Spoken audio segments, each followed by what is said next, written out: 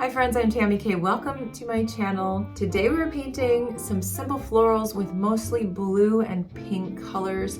It's going to be a one layer situation, and so we're not adding in a ton of detail and shadow, just wanting to do something basic, a nice, simple, loose bouquet.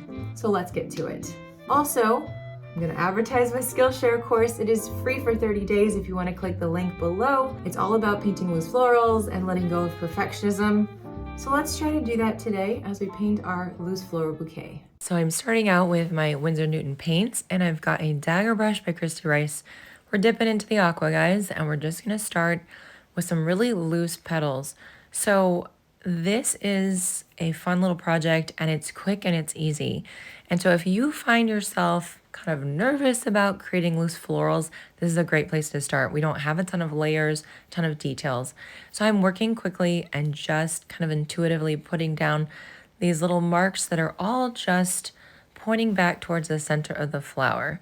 Now, if you want to be a little fancy, you can take some saturated paint like I did here and just poke in a little extra color on top of the very, very light layers I'm using, adding some purple into the blue to create that nice kind of periwinkle color.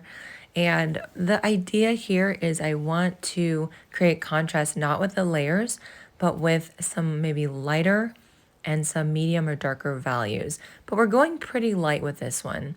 This one is a side-facing floral, and it's tucked behind the other blue one here. You can tell what this is, but I also haven't taken a lot of time to put in the details.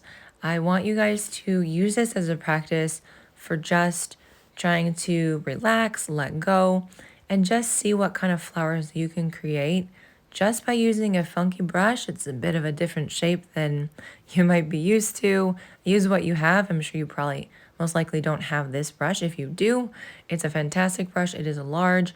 And one of my tips for painting loose florals is using a large brush, working quickly, not overthinking things.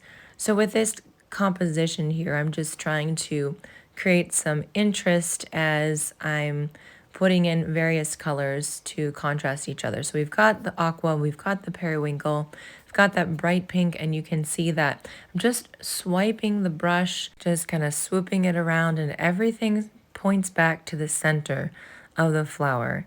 Now I'm using a darker value here because I want to contrast those really light wispy petals with the blue flowers that I first put in. And using this kind of method, especially with really watery paint, creates a really nice wispy, fluffy look almost, because you're still seeing a lot of that white reflected or underneath the paint, and that's helping to just create the volume that this flower has. So with this, I did kind of a quick composition. I didn't have a reference. I just wanted to put the florals down and kind of see what happens. So if you are newer to painting and you need some of that stability, I encourage you to find a reference photo in a book or online. And it really just helps take the guesswork out of the composition part, which can be really challenging for everyone, even me. And so now we're adding in our stems in our florals. I've got a really thin brush here, number 6 round, and I'm just, following where the flower starts and then adding in some really nice, just quick, and I would say wispy stems as well, in about a medium consistency of paint. So it's not too dark, it's not too light. And then we're gonna go ahead and add in just a little bit of detail on the top. So I grabbed some more saturated pink, and I'm not doing this for all of them. So it's mostly one layer, guys, but sometimes I like to just add in a little bit of contrast. And also you can remove some paint too, like I'm doing here, where you can just kind of scrub lightly on your flower. Sometimes you can scrub a little bit more intensely, especially if you have a cotton paper, and the paper will hold up pretty well. So I just wanted that large bloom to be a little bit more intense and maybe a focal point for the rest of the bouquet. So now I'm grabbing some navy, which I use over black almost all the time. I don't actually have a black on this particular palette, and the reason is because it does add a bit more dimension to whatever you're painting, as well as you can water it down and you have a really nice light blue, so that's pretty versatile as well. So here I am just adding in some nice little stipple marks. I added in the center of my flower, and it kind of looks like something like a poppy. So we're not naming these florals. These are just fun, loose florals, adding in some little dots on the outside just to create a really nice, fancy middle for this flower. And you could take a different color if you wanted to. You could take green or yellow to change it up. I'm grabbing some nice green here, and we're going to create a little bit of a center. I decided to just kind of make this a forward-facing flower instead of the side-facing that I had originally put in. So, you know, sometimes when you are creating your florals, you change it up a little bit.